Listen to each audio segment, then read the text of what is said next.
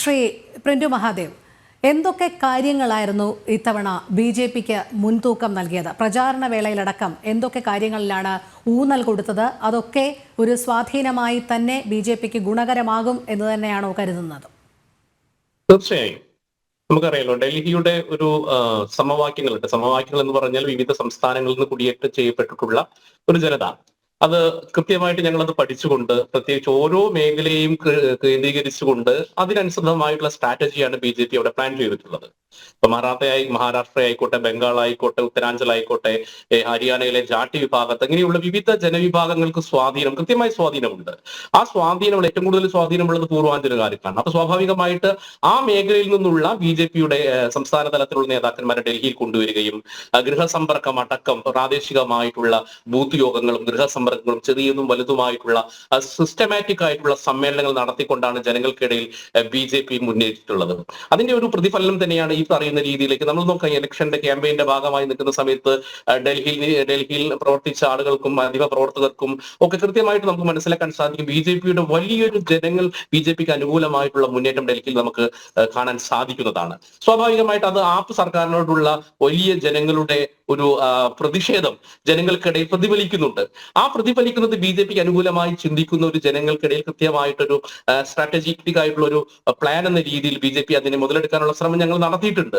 അതോടൊപ്പം തന്നെ ജനകീയമായിട്ടുള്ള ഒട്ടനവധി മാനിഫെസ്റ്റോ, ബി ജെ പി മുന്നോട്ട് വെച്ച മാനിഫെസ്റ്റോയിൽ ജനകീയമായിട്ടുള്ള ഒട്ടനവധി കാര്യങ്ങൾ സിസ്റ്റമാറ്റിക്കൽ, അതായത് ഡൽഹിയുടെ സാമ്പത്തിക സുരക്ഷിതമായിട്ടുള്ള അവസ്ഥയെ തകർക്കാത്ത രീതിയിൽ, ഇപ്പൊ ആപ്പൊക്കെ വലിയ രീതിയിലുള്ള നമുക്കറിയാം സൗജന്യങ്ങളൊക്കെ കൊടുത്തുകൊണ്ട് അവിടെ ഉണ്ടാക്കിയിട്ടുള്ള സാമ്പത്തികമായിട്ടുള്ള വലിയൊരു ബാധ്യതയുണ്ട്.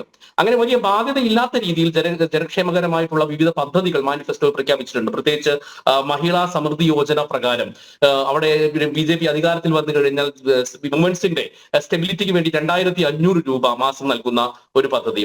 രണ്ടാമത് ഗർഭിണികൾക്ക് വേണ്ടിയിട്ടുള്ള CM മാതൃത്വ സുരക്ഷാ യോജന 21,000 രൂപയാണ് ഗർഭിണിയായിരിക്കുന്ന സ്ത്രീകളുടെ അവരുടെ ഗർഭാവസ്ഥയിലുള്ള ശുശ്രൂഷയ്ക്ക് വേണ്ടിയിട്ട് സർക്കാർ നൽകുമെന്ന് പറയുന്നത്. അതോടൊപ്പം തന്നെ LPG ഗ്യാസ് 500 രൂപ ആണ് അവിടെ അതിന്റെ ഒരു ഇളവ് കൊടുത്തു, 500 രൂപ വരെ ഇളവ് കൊടുത്തുകൊണ്ടുള്ള സർക്കാരിന്റെ പദ്ധതി. 5 രൂപയ്ക്കുള്ള അടൽ ക്യാൻറ്റീൻ തുടങ്ങിയിട്ടുള്ള ജനകീയമായിട്ടുള്ള ഒരുപാട് കാര്യങ്ങൾ മാനിഫെസ്റ്റോയിൽ ബി ജെ പി വെച്ചിട്ടുണ്ട്. അതോടൊപ്പം തന്നെ ആപ്പ് സർക്കാർ ഡൽഹിക്ക് വരുത്തിയിട്ടുള്ള വലിയ നഷ്ടങ്ങളുടെ കണക്കുകളുണ്ട്. നമുക്കറിയാം, ഡൽഹി ഒരു പക്ഷേ ഒരു ഇന്റർനാഷണൽ സ്റ്റാൻഡേർഡ് രീതിയിലുള്ള ഒരു നഗരമാകണം, ഒരു ന്യൂയോർക്ക് പോലെ അല്ലെങ്കിൽ ടോക്കിയോ പോലെയുള്ള നഗരമാകേണ്ടതാണ്. പക്ഷെ ആപ്പിന്റെ കൃത്യമായിട്ടുള്ള നയവ്യതിയാനവും അവർ സാമ്പത്തിക മേഖലയിൽ നടത്തിയിട്ടുള്ള ഇത്തരത്തിലുള്ള ശ്രമങ്ങളൊക്കെ തന്നെ ഡൽഹി വളരെ രീതിയിൽ ഒരുപക്ഷെ കേരളത്തെ പോലെ ഒരു കടബാധ്യതയുള്ള സംസ്ഥാനമാക്കി തീർത്തിട്ടുണ്ട്. അതോടൊപ്പം തന്നെ ഡൽഹിയിലെ വ്യാവസായിക മേഖല തകർന്നുകൊണ്ടിരിക്കുകയാണ്. ആപ്പിന്റെ ചില നയങ്ങൾ കാരണം വ്യാവസായിക മേഖലയിൽ പുരോഗതി നേടാൻ സാധിച്ചിട്ടില്ല. കാരണം വലിയ രീതിയിൽ ജനങ്ങൾക്ക് തൊഴിൽ നടക്കുന്ന ഒരു മേഖലയാണ് വ്യാവസായിക മേഖല. അതോടൊപ്പം തന്നെ ഡൽഹിയിലെ മാലിന്യ പ്രശ്നങ്ങൾ ഇതുവരെ പരിഹരിക്കാൻ ആപ്പ് സർക്കാരിന് സാധിച്ചിട്ടില്ല. അതുകൊണ്ട് ജനങ്ങൾ വലിയ രീതിയിലുള്ള മാലിന്യം, ഇന്ത്യയിൽ തന്നെ ഏറ്റവും കൂടുതൽ പൊല്യൂഷൻ ഉള്ള ഒരു നഗരമായിട്ട് ഡൽഹി മാറിക്കൊണ്ടിരിക്കുന്നു. ഇപ്പൊ യമുന നദിയുടെ ക്ലീനിങ്ങുമായി ബന്ധപ്പെട്ടിട്ട് നമുക്കറിയാം ഇപ്പോൾ വലിയ വിവാദങ്ങൾ കേൾക്കുന്നുണ്ട്. യമുന നദിയെ ശാസ്ത്രീയമായി ക്ലീനിങ് നടത്താത്തത് കൊണ്ട് തന്നെ ജനങ്ങളുടെ കുടിവെള്ളം അത് വലിയൊരു പ്രശ്നമാണ്. കഴിഞ്ഞ ദിവസം നമ്മൾ മുൻ ആം ആദ്മി പാർട്ടിയുടെ നേതാക്കൾ അടക്കം ഈ മാലിന്യവുമായിട്ട് കെജ്രിവാളിന്റെ വസതിക്ക് മുമ്പിൽ വന്നുകൊണ്ട് അത് നിക്ഷേപിക്കുന്ന കാഴ്ചയൊക്കെ നമ്മൾ കാണാൻ സാധിച്ചു. അപ്പൊ ഇത് സ്വാഭാവികമായിട്ട് ഡൽഹി ജനങ്ങൾക്കിടയിൽ മാത്രമല്ല, ഇപ്പൊ കെജ്രിവാൾ എന്ന് പറയുന്നത് അവിടെ വന്നത് നമ്മൾ വലിയൊരു നേരത്തെ വസന്ത് പറഞ്ഞതിന്റെ വലിയൊരു വിരോധാഭാസം. ഈ ആം ആദ്മി പാർട്ടിയെ വളർത്താനുള്ള എല്ലാ വളവും വളമൊക്കെ കൊടുത്തത് ഈ പറയുന്ന UPA സർക്കാരും കോൺഗ്രസുകാരാണ്. എങ്ങനെയാണ് ആം ആദ്മി പാർട്ടി ആദ്യമായി അധികാരത്തിൽ വന്നത്? അവരെങ്ങനെയാണ് പിന്നീട് ശക്തമായത്? അവർ ഏത് പക്ഷത്തായിരുന്നു? പിന്നെ BJPയുടെ സഹോദര ബന്ധമാണെന്നൊക്കെ പറയുന്നതിന്റെ അർത്ഥം എനിക്ക് മനസ്സിലാകുന്നില്ല. ഈ ആം ആദ്മി പാർട്ടി അതുകൊണ്ട് തന്നെ നഷ്ടം മുഴുവൻ കോൺഗ്രസിലുണ്ടായത്. ഈ ആം ആദ്മിയെ ഈ മകനെ വളർത്തിയ പോലെ ആം ആദ്മിയെ വളർത്തി കോൺഗ്രസിന്റെ കയ്യിലുണ്ടായിരുന്ന പഞ്ചാബ് അടക്കം ആം ആദ്മി പിടിച്ചെടുത്തു. അപ്പൊ സ്വാഭാവികമായിട്ട് ഇപ്പൊ ആം ആദ്മി പാർട്ടി സഖ്യം ഉപേക്ഷിച്ചത് കൊണ്ടാണ് UPAയും കോൺഗ്രസും ഒക്കെ തന്നെ സ്വാഭാവികമായിട്ട് സഖ്യം ഉപേക്ഷിച്ചത്. അല്ലാതെ കോൺഗ്രസ്സുകാർ ഉപേക്ഷിച്ചതല്ല. ആം ആദ്മി പാർട്ടിയാണ് സഖ്യത്തിൽ നിന്ന് പുറത്തു പോയിട്ടുള്ളത്. അല്ലാതെ കോൺഗ്രസ്സുകാർ ഇപ്പോഴും അവരെ സ്വീകരിക്കാനുള്ള തയ്യാറെടുപ്പായിരുന്നു. ഈ ആം ആദ്മി പാർട്ടിക്കെതിരെ, കെജ്രിവാളിനെതിരെ ഡൽഹി അദ്ദേഹം അഴിമതി കേസിനകത്ത് ജയിലിൽ പോയപ്പോൾ ഏറ്റവും കൂടുതൽ ഈ മദ്യനയ കേസിൽ അതിന് സപ്പോർട്ട് കൊടുത്തത് ആരാണ്? കോൺഗ്രസ്സുകാരും സോണിയാഗാന്ധിയും രാഹുൽ ഗാന്ധിയും ഒക്കെ ആയിരുന്നു.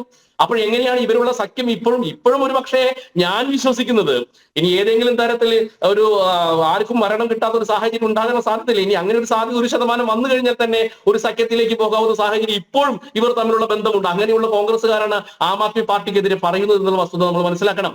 അപ്പൊ സ്വാഭാവികമായി ഡൽഹിയുടെ വികസനം, ഡൽഹിയുടെ മാലിന്യ പ്രശ്നം, വ്യാവസായിക മേഖലയിലെ തകർച്ച, അങ്ങനെ ഡൽഹി അഭിമുഖീകരിക്കുന്ന അനവധി പ്രശ്നങ്ങളുണ്ട്. ആ പ്രശ്നങ്ങളെ കൃത്യമായിട്ട് ബി.ജെ.പി അഡ്രസ് ചെയ്തിട്ടുണ്ട്. ഓരോ ഡോർ ടു ഡോർ ബി.ജെ.പിയുടെ പ്രവർത്തകരെത്തിയിട്ടുണ്ട്. ബി.ജെ.പി വന്നാലുള്ള ക്ഷേമകരമായ പ്രവർത്തനങ്ങൾ ജനങ്ങൾക്ക് മുമ്പിൽ വെച്ചിട്ടുണ്ട്. കൃത്യമായിട്ട് ഏറ്റവും നല്ലൊരു മാനിഫെസ്റ്റോ ബി.ജെ.പി ജനങ്ങൾക്ക് മുമ്പിൽ സമർപ്പിച്ചിട്ടുണ്ട്. അതുകൊണ്ട് തന്നെയാണ് ജനങ്ങൾക്കിടയിൽ ബി.ജെ.പിക്ക് അനുകൂലമായിട്ടുള്ള ഒരു ട്രെൻഡ് ഉണ്ട് എന്ന് ഞങ്ങൾ പറയാനുള്ള പ്രധാനപ്പെട്ട ഒരു കാരണം.